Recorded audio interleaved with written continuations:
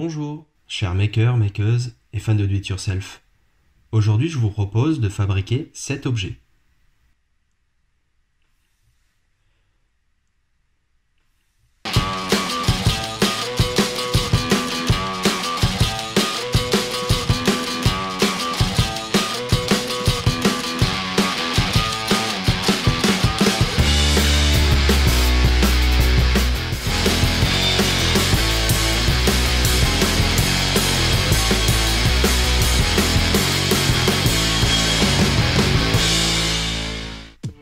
Alors, cet objet, c'est quoi?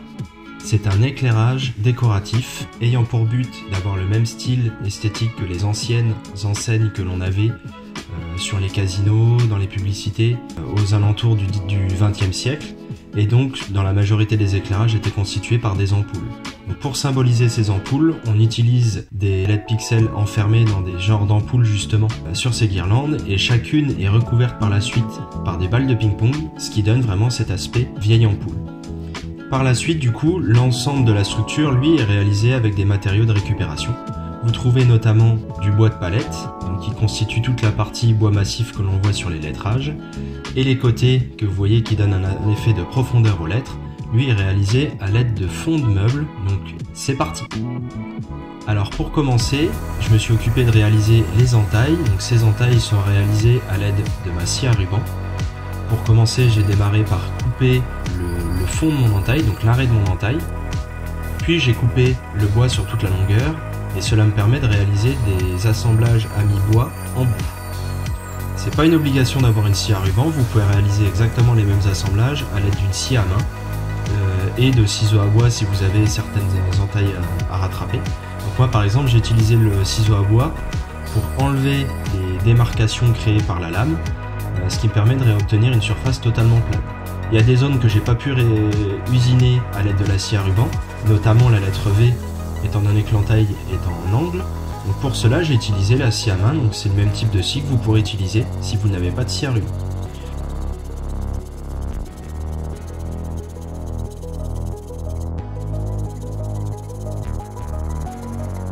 Une fois que mes entailles sont réalisées, je me suis occupé du collage. Donc j'ai utilisé de la colle blanche, donc de la colle vinylique.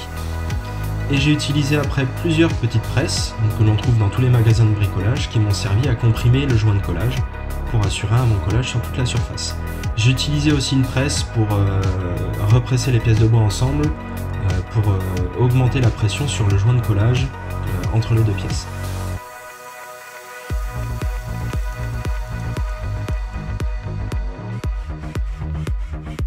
Par la suite, je me suis occupé de couper de longueur les pièces. Donc, petite explication, j'ai laissé une longueur supérieure au niveau de mes assemblages. Ainsi, ceux-ci dépassent et il m'appartient à moi de les affleurer à la fin. Ça évite, en fait, au moment du collage et au moment de la réalisation des assemblages, d'avoir par exemple un petit manque de matière. Et une fois que l'entaille est réalisée, on ne peut plus rattraper, ou alors du moins il faut s'amuser à réajuster l'entaille. Moi en faisant ça, je laisse dépasser une surcote, de même en longueur. Donc là sur la lettre V, vous pouvez voir que je n'ai pas coupé en longueur sur le haut des lettres. Ça me permet de tracer les deux pans à couper bien alignés, et ainsi d'éviter d'avoir par exemple les deux hauts de la lettre qui ne soient pas bien alignés, étant donné qu'ils ont été coupés avant. Si jamais j'ai un décalage dans mon angle de 1,5 degré, ça aurait pu me fausser le plan. Là ainsi, sur le haut de mes lettres est bien aligné de chaque côté. Je m'occupe par la suite d'effectuer la même opération, c'est-à-dire affleurer les entailles sur les différentes lettres. Donc à chaque fois j'ai fait exactement de la même manière, j'ai laissé une surcote sur les entailles en longueur, et donc ainsi ça me permet juste de couper pour affleurer les parties là. Ça évite d'avoir des jours dans les matériaux, une fois que j'aurai fini l'assemblage des lettres, d'avoir des jours et des manques de matière à différents endroits. Donc là je me suis occupé de la lettre O, voilà la lettre O terminée.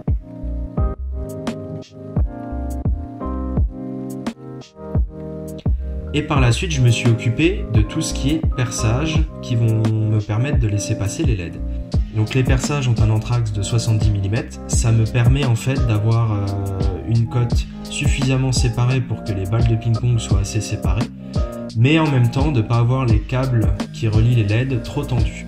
Donc les perçages sont simplement exécutés à la perceuse à colonne. Donc pour faciliter l'opération, j'utilise du coup des mèches de petit diamètre qui vont me permettre de marquer les perçages aux bons endroits. Et après j'augmente les diamètres pour passer au diamètre correspondant à la LED. Donc ça, je vous conseille d'acheter les guirlandes de LED, puis de mesurer et de vous adapter à ceci, même de faire des essais pour éviter d'avoir des trous trop relâches ou trop petits où vous n'arrivez pas à passer les LED. Si le trou est trop relâche, votre LED aura le risque de tomber. Donc si vous êtes en train d'utiliser les lettres, c'est un peu embêtant. Du coup, au moment où vous êtes sur la zone d'intervention, vous voulez les mettre en décoration, qu'elles tombent. Donc moi, je les ai fait quand même légèrement serrantes, mais de toute façon, elles seront remaintenues par la suite par un filet de pistolet à colle. Donc voilà mes LED totalement usinées, percées. Donc là, mes LED sont entaillées, collées, affleurées, percées. Et là, j'ai effectué déjà un premier test en plaçant quelques LED à l'intérieur pour contrôler déjà le premier aspect esthétique et si ça fonctionne déjà assez bien. Donc jusque là, aucun problème.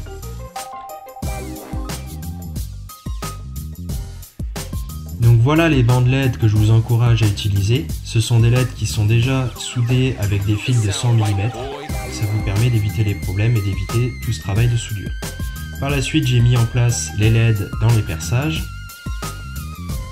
Donc forcément, je vais avoir à couper mes guirlandes LED entre deux lettres. Donc il vous appartient après de mettre la longueur de câble que vous désirez pour pouvoir relier du coup les lettres ensemble. Et par la suite, j'ai mis un petit point de pistolet à colle à l'arrière de mes LED, ce qui me permet d'assurer la tenue de celle-ci. Je vous rappelle que le bois est un matériau vivant, c'est-à-dire qu'en fonction de l'hygrométrie et des températures, il risque de bouger. Donc pour éviter que les LED ne puissent s'enlever si jamais il a tendance à s'écarter, ça me permet d'assurer le coup. Par la suite, j'ai pris mes balles de ping-pong et à l'aide d'un fer à souder d'électronique, j'ai percé les trous à l'intérieur, juste en brûlant du coup les balles de ping-pong. Puis, avec le pistolet à colle, je les ai collés en façade en recouvrant mes LED. Donc j'ai simplement appliqué un filet de colle chaude autour de mon perçage et je suis venu mettre en place mes balles de ping-pong juste devant les passages de LED. Donc, je suis assez content, ça tient assez bien. J'ai essayé d'en arracher pour voir si ça tenait bien l'arrachement et j'ai eu aucun problème, ça tient très bien. Une fois que c'est fait, je me suis occupé de réaliser les pourtours du coup des lettres. Comme dit précédemment, ils sont réalisés dans du panneau de MDF de récupération, donc du MDF de 3 mm d'épaisseur. C'est tout simplement du fond de meuble que l'on peut avoir dans les meubles de fabrication industrielle, caissons de cuisine, de salle de bain ou autres, ou dans les fonds de tiroir, donc de la grande distribution. Donc ces panneaux, je les ai coupés à la scie circulaire à format, je les ai délignés et coupés de longueur, et par la suite j'ai remis une couche de peinture blanche sur les parties qui n'étaient pas peintes pour avoir un blanc uniforme. Ensuite, je me suis occupé de les percer à la perceuse à colonne. Donc pour cela, j'ai utilisé une mèche de diamètre 3 mm et par la suite, j'ai utilisé un forêt de diamètre 8 afin de fraiser. Sinon, vous pouvez tout simplement utiliser une fraise qui vous permettra de fraiser vos perçages. Une étape où j'aurais dû fonctionner différemment, c'est justement le perçage. Il aurait mieux valu que je perce et que je fraise avant de peindre. Le problème, c'est que je pensais que je pourrais monter directement les vis sans avoir percé et fraisé, et ça avait tendance à faire fendre la peinture. Donc c'est pour ça que j'ai finalement percé et fraisé au moment là. Mais ça va, les vis étaient assez recouvrants, donc ça ne se voyait pas. Par la suite, je me suis occupé donc d'effectuer le montage de ces panneaux sur les côtés. Donc pour cela, j'ai utilisé des vis de 3 mm de diamètre, assez fines, afin d'éviter de fendre le bois au moment du vissage. Donc ce sont des vis à bois normales, et j'ai utilisé des cales qui me permettent de décaler correctement la structure des lettres pour avoir une profondeur constante au moment où je visse l'ensemble et être sûr que les balles de ping-pong ne dépassent pas. Donc je me suis mis à environ 45 mm, les balles de ping-pong ayant un diamètre de 30 mm. On a un décalage correct et ça permet de pas non plus être trop rentrant. C'est ça qui donne du relief au LED.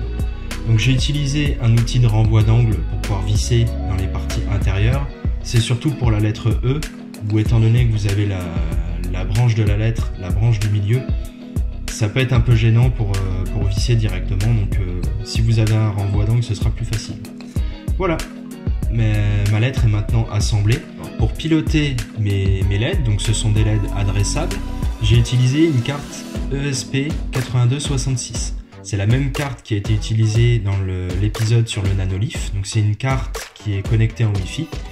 Et c'est à la suite justement de cet épisode que j'ai décidé d'utiliser le lien GitHub WLED Cookies, qui permet donc d'avoir une installation différente et beaucoup plus polyvalente justement pour tout ce qui est pilotage de vos LED. Vous allez pouvoir y ajouter des effets, piloter à l'aide de votre téléphone les effets sur vos LED, les différentes couleurs, etc. etc. Et c'est un ensemble qui est très complet. Donc je remercie ceux qui ont justement créé et partagé sur ce GitHub l'ensemble, et je vous donne donc le lien en description si vous voulez y jeter un coup d'œil. Vous verrez, c'est assez complet. Par la suite, je me suis occupé de brancher pour pouvoir tester mon ESP et ma lettre E, ce qui me permettra de faire un test. Et pour pouvoir l'alimenter, j'ai utilisé une powerbank qui permet donc de sortir du 5 volts.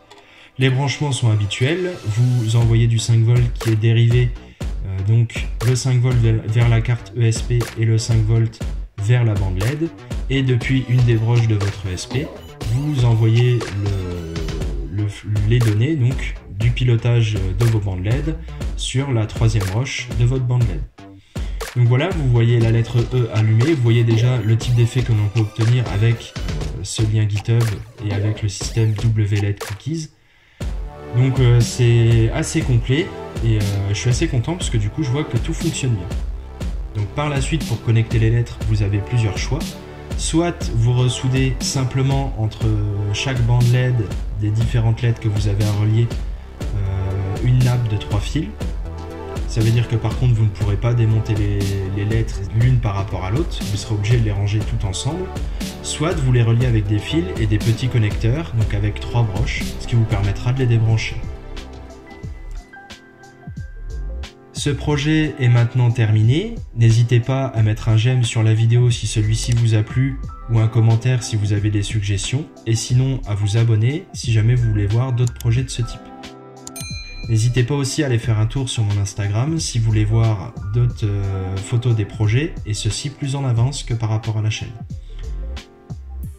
Alors pour information, ce projet a déjà été utilisé lors d'un événement. Il a très bien fonctionné et il a fait son petit effet autour des gens qui étaient présents pendant l'événement, donc je suis assez content du résultat. Cette vidéo touche maintenant à sa fin, alors je vous dis à une prochaine, chers makers, makeuses et fans de do it yourself.